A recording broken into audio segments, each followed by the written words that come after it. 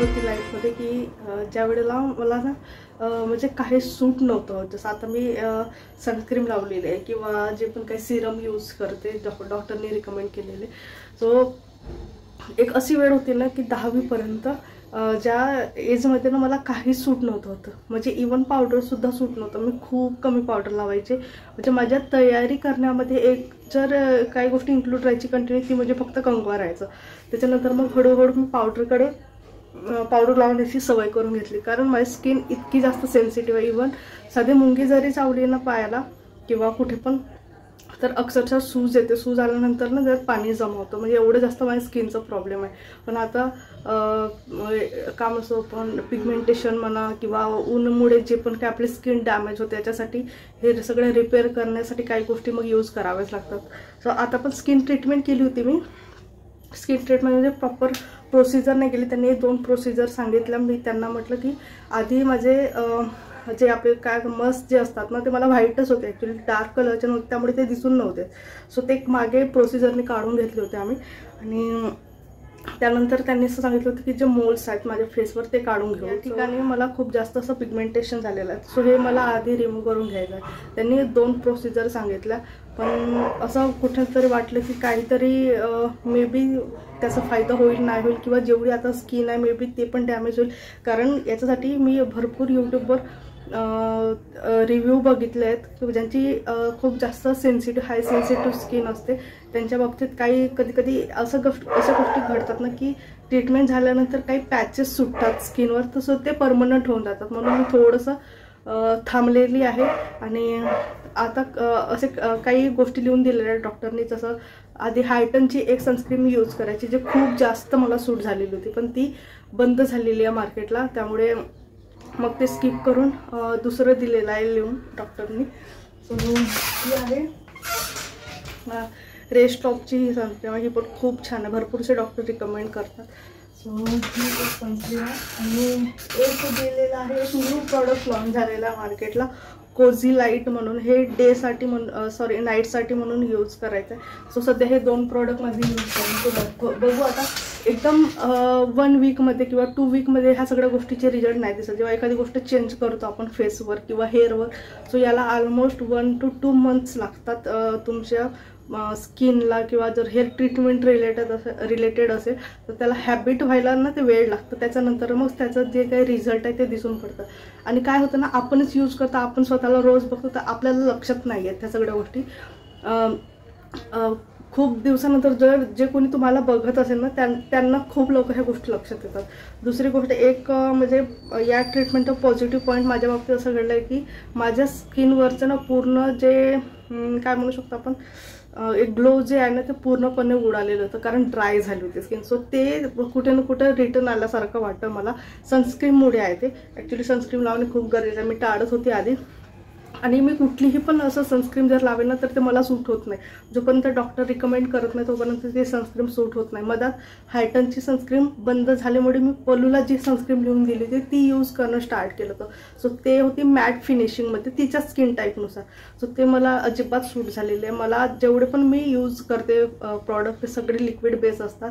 आणि आत्ता रिसेंट मी जो मेकअप केलेला होता मेघाच्या एंगेजमेंटमध्ये त्यावेळेला पण त्या ताईंनी जेवढे पण प्रॉडक्ट माझ्यासाठी यूज केले होते सगळे लिक्विड बेसचे होते. त्याच्यामुळे मेकअप एकदम व्यवस्थित होतं. आणि कुठे ना कुठे स्किनला मी आधीच मेकअप करण्याच्या आधी एक फेस मास्क लावलेला होता. सगळ्यांनी रात्रीला लावलं होतं पण मला एडिटिंग वगैरे करायची होती आणि मी पण झोपायला होती त्यामुळे पॉसिबल नव्हतं झालं. म्हणून मी दुसऱ्याच दिवशी सकाळी म्हणजे मेकअपच्या 1 तासाच्या 1.5 ते 2 तासाच्या आधी फेस मास्क म्हणजे सिरमचं जे फेस मास्क येतात ते लावून घेतलं. तर मे बी त्याच्यामुळे पण माझं आणि वरून एवढे दिवस झाले सनस्क्रीन पण मी यूज करते. सो त्यामुळे मेकअप पण एकदम लॉंग लास्टिंग आणि खूप छान मेकअप झालं होतं. म्हणजे असं पर्सनली जर सांगायचं झालं तर लग्नानंतरचा आत्ता जो मेकअप केला होता मी तो एकदम आवडीचं होतं. मला खूप जास्त आवडलं होतं आणि सगळ्यांनी कमेंट केलं होतं त्यावेळेला. सो खूप छान मेकअप त्या करतात ताई. इंस्टाग्रामवर ऑलरेडी मी त्यांना टॅग केलेलं आहे. जर कुणाला कॉन्टॅक्ट करायचं असेल तर नक्की करू शकता. चला आणि मी खेळते आता वर टेरेसवर कनकसोबत जाऊन बघते काय आहे. मला असं वाटतं की पुन्हा मला फीवर चढतं. बघते आता काय तर नाही तर मग डॉक्टरकडे जाऊन बघावं लागेल, कारण ऑलरेडी माझे टॅबलेट सुरू आहेत. तर हा जो लॉग आहे हा आहे कालच्या लॉगनंतर कंटिन्युएशनमध्ये आहे, पण भरपूर मोठा व्हिडिओ बनवत होतो त्यामुळे मी 2 पार्टमध्ये डिवाईड केलं. सो फ्रेश झाली आणि आता करते पापड बनवायची तयारी. एक जी लिंक मी शेअर केली आहे डिस्क्रिप्शनमध्ये कालच्या व्हिडिओमध्ये, सो त्यावेळेला केळीच्या पानावर केलं. तर केळीच्या पानावरचे पापड जास्त टेस्टी वाटतात. सो हे आहे पळसाचं जे झाड असतं त्या पानावरचे पापड मी आज बनवत आहे.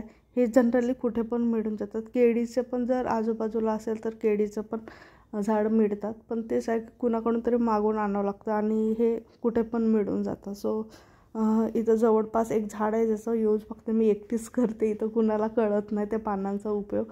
सो मला इझिली ते पानं अवेलेबल होऊन जातात म्हणून मग मी याच पानावर नेहमी करते.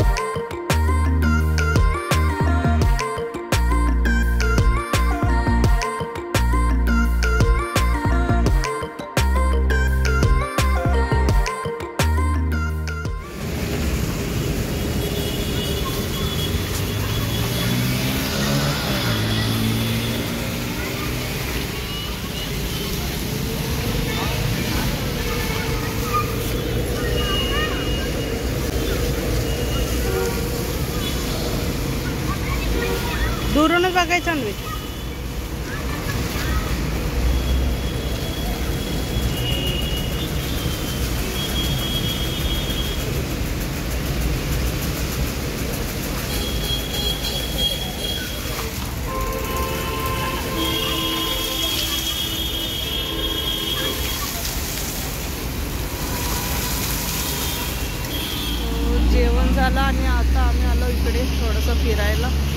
भरपूर दिवसानंतर येणं झालं.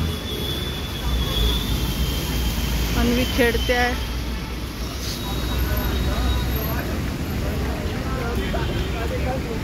ओला ओला